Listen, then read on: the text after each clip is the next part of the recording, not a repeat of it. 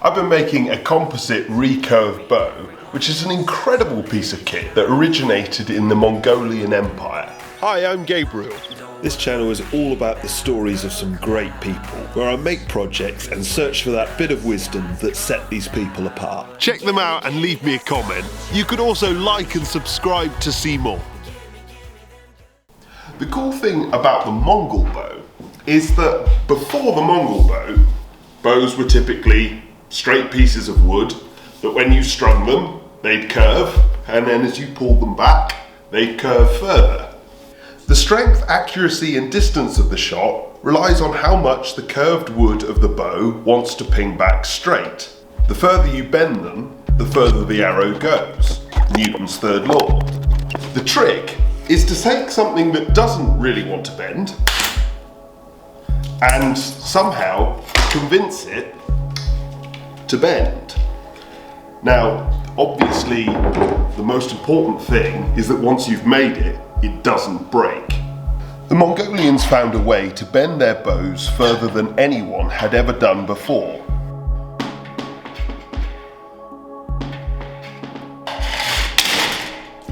Oh man!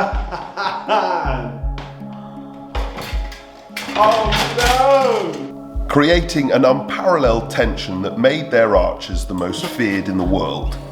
It was these, combined with a tidy bit of luck and a very surprising man, that won them one of the biggest empires the world has ever seen.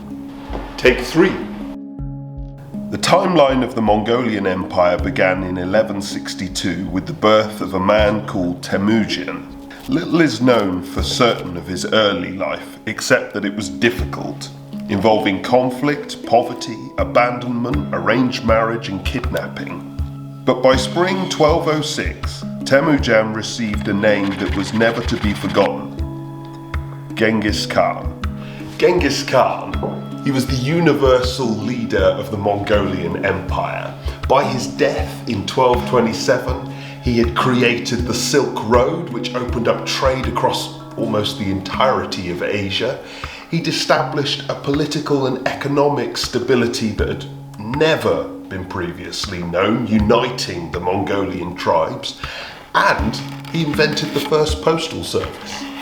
Genghis Khan's ruthlessness is well known. He rarely lost battles and would punish insults and disloyalty with total destruction. For the people that he faced, he offered only 2 alternatives: complete surrender or total annihilation.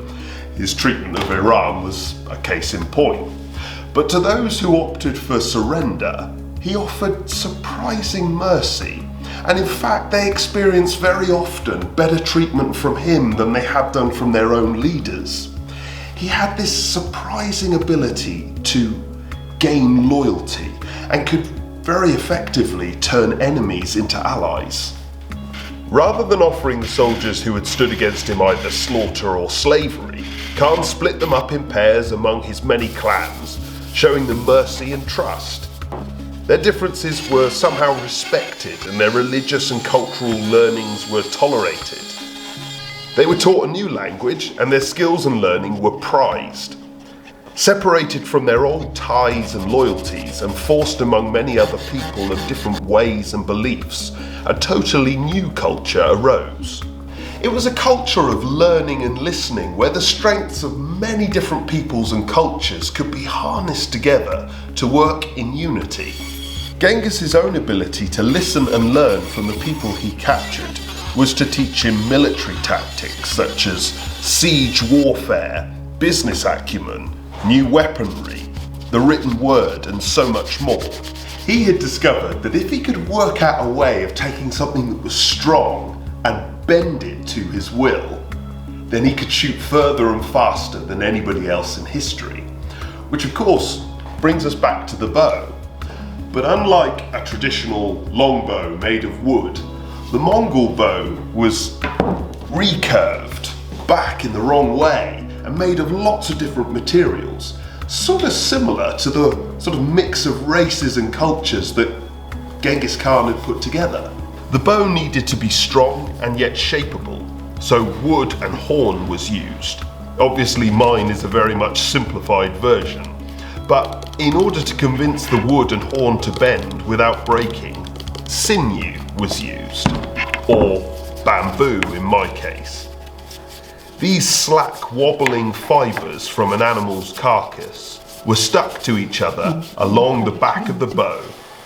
Bamboo is also made of long, thin fibres and works similarly, which is why I chose it. On their own, they don't have the rigidity to propel an arrow anywhere. Even the bamboo just flops about. But once they are adhered to wood, their curving flexibility stopped the wood from snapping and forced it to bend. Suddenly, something that was naturally bending in one direction could be forced all the way around to bend in the other direction.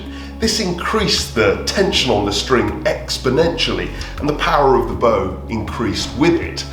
Obviously, under this extra tension, the ends would wear away, and I've used a bit of horn, either end, to protect it.